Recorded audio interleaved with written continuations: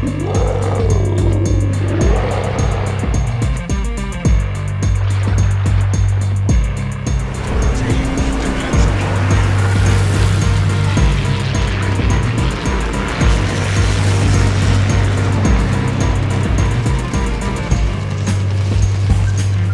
well look at this. The Worcester project is almost complete, and I thought I would go ahead and boost through the rest of the project and look at setting the ship up. So you can see the breakthrough here. It's going to cost 20 doubloons. So I'm going to go ahead and do that. And there you go. The Worcester project is complete. So let's take a look and set up the ship and the commander.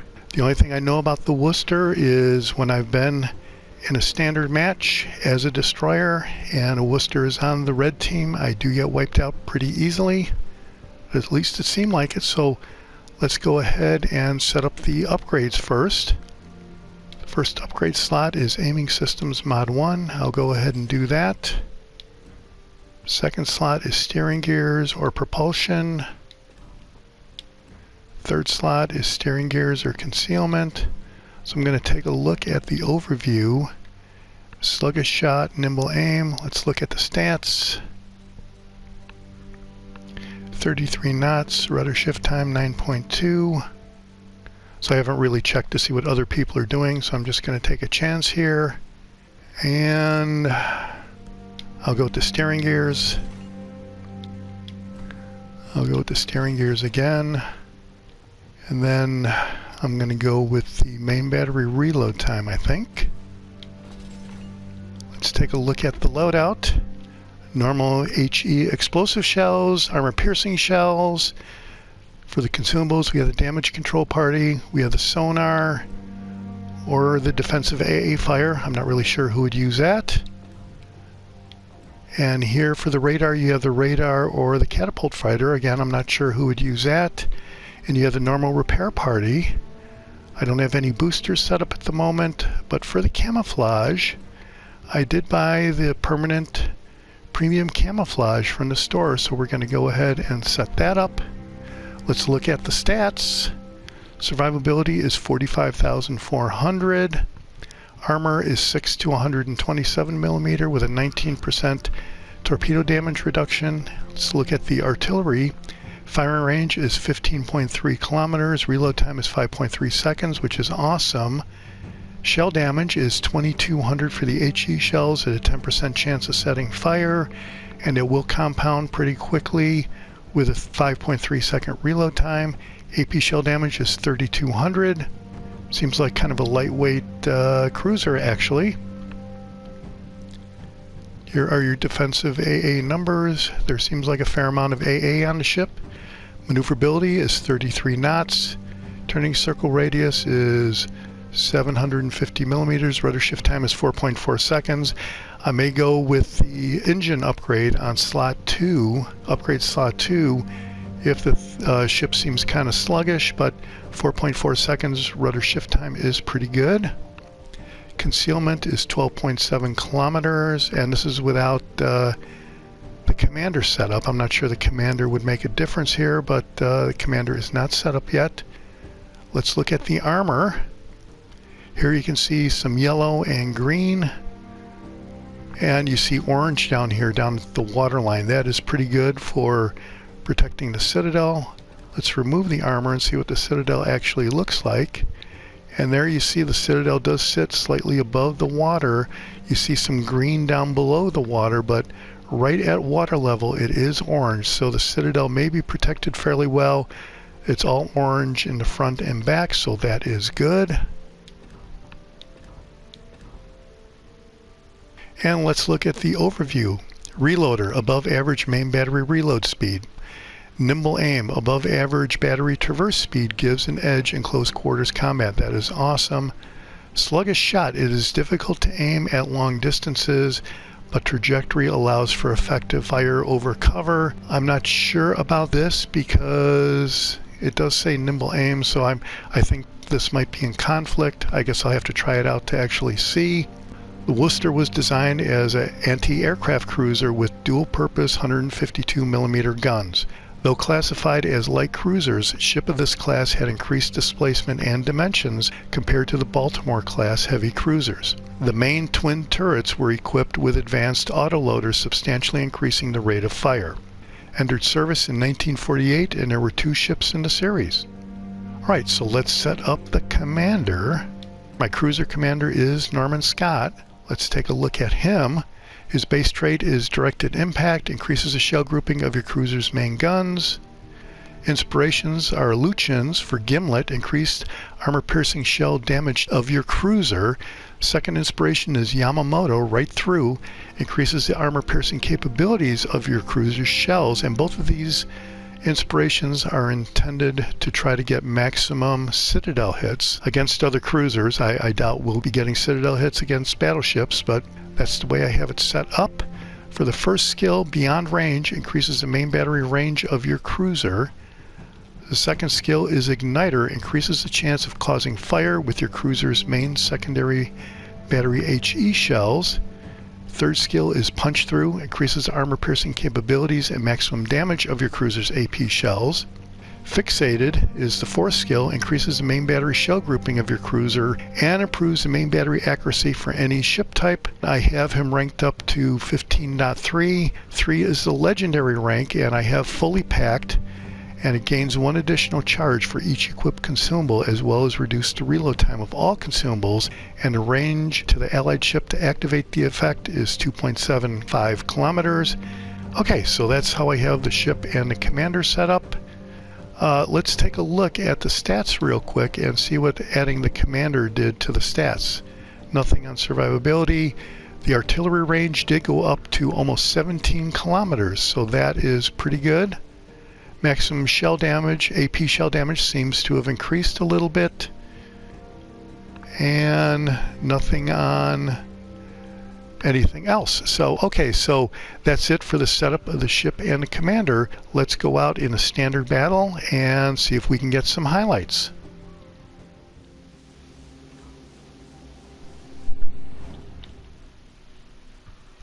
Okay, so we're in standard. We are in crash zone.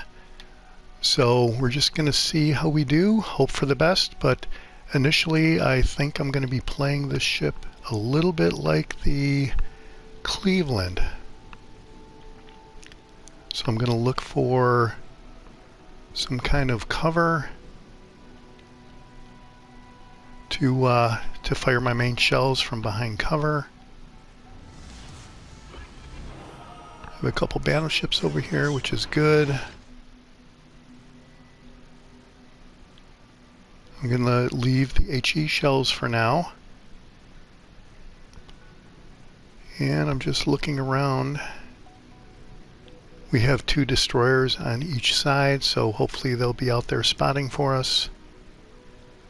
No destroyers over here though, so we could be on our own.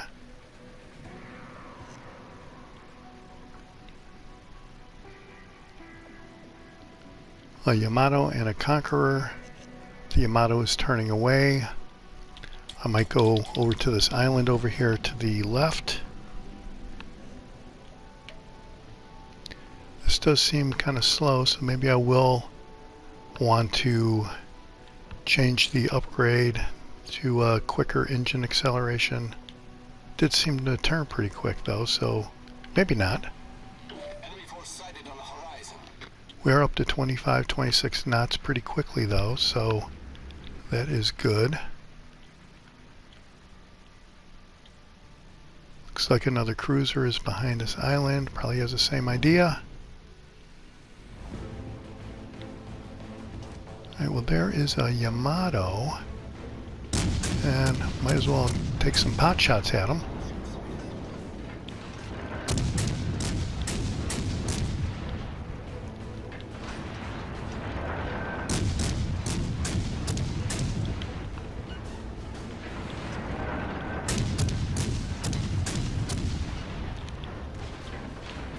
And he hit me, but I'm going to claim because I turned away from him, it minimized the damage there.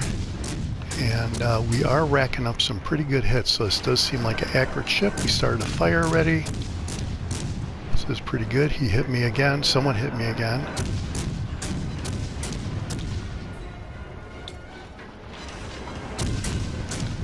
So 14,000 damage already.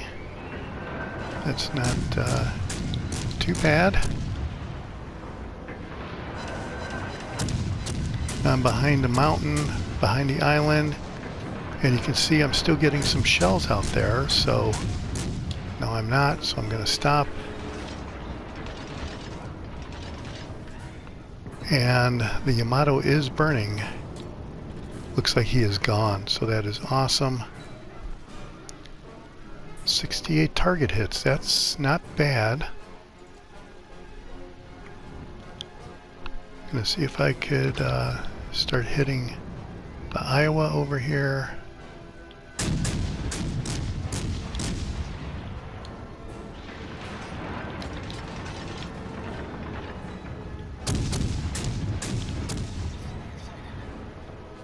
Yeah, a couple might have gotten by, but I am so close to this island that nothing much is going to happen there. Looks like I almost got a hit there. Alright, so let's see if I can get some hits on the Iowa.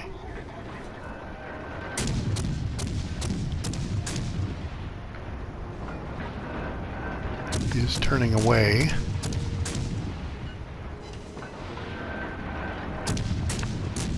And he is getting close to my maximum range. There's a Grosserker first. Looks like an easier target. Started a fire, I think that was on the Iowa.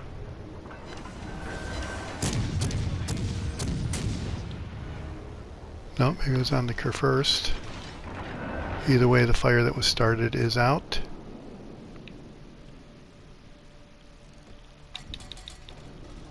Got some shells coming in. And they basically miss, which is good. But you can see the Alaska has a little bit better range than the Worcester, and the Alaska got a recent buff, so you don't really want to be messing with an Alaska these days. There's a Tirpitz. Okay, let's see if we can get some hits on the Tirpitz.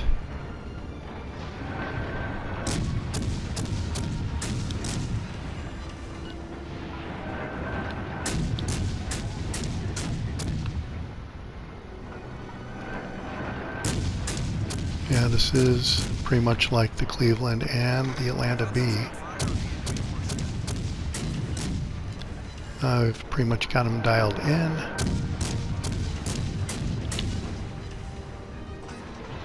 Did get hit from somebody, I don't really know who.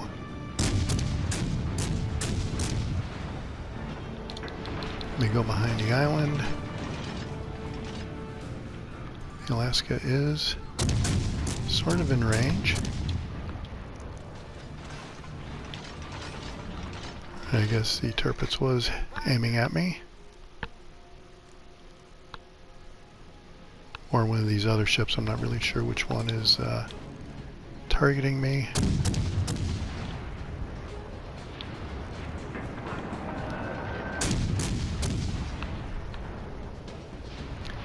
Apollo Emilio, looks like a good target.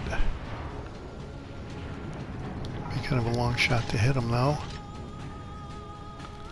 We hit the radar. See if any of these guys show up. I think they're too far out. So that was kind of a waste.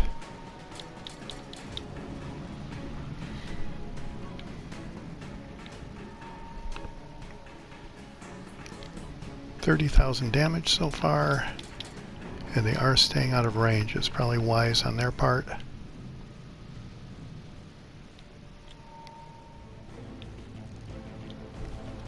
Alright, so I guess we just have the waiting game here.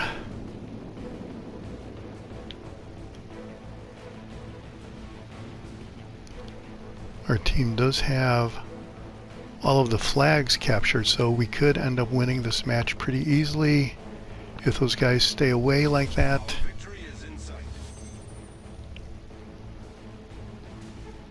So this is just a waiting game at this point. And it could be a win in the first match with the Worcester.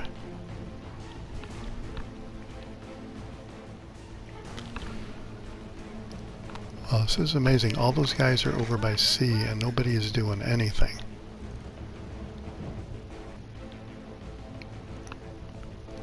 Yes, Iowa looks like he's going to come and try to take C, which is good.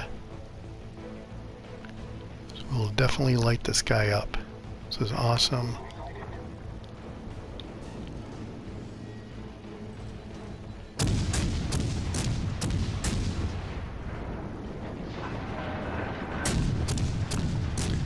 Alright, so we just sit here and lay on the trigger and just fire down on this guy. Start a fire, very good.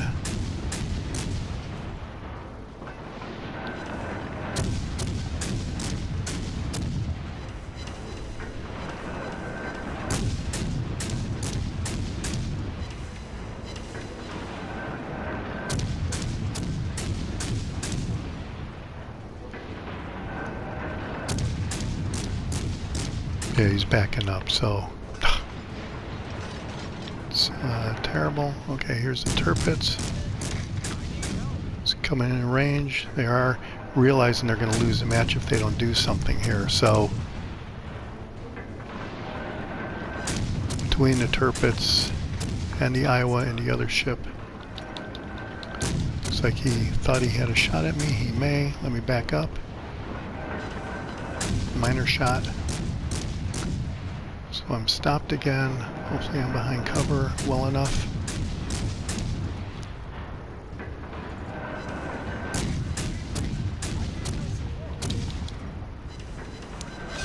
Alright, got a first kill. That is awesome. Alright, well this is awesome. The victory in the very first match with the Worcester.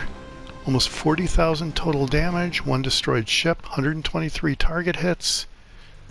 Well, that's it for the Worcester. It seems like an awesome cruiser to me. It plays pretty much like the Atlanta and the Cleveland, but with quicker reloading guns. So I think this is totally awesome. I'll be looking to play it a lot more. This is the Jaguar, and I'll see you on the high seas. Thanks for watching. Hit subscribe if you like it.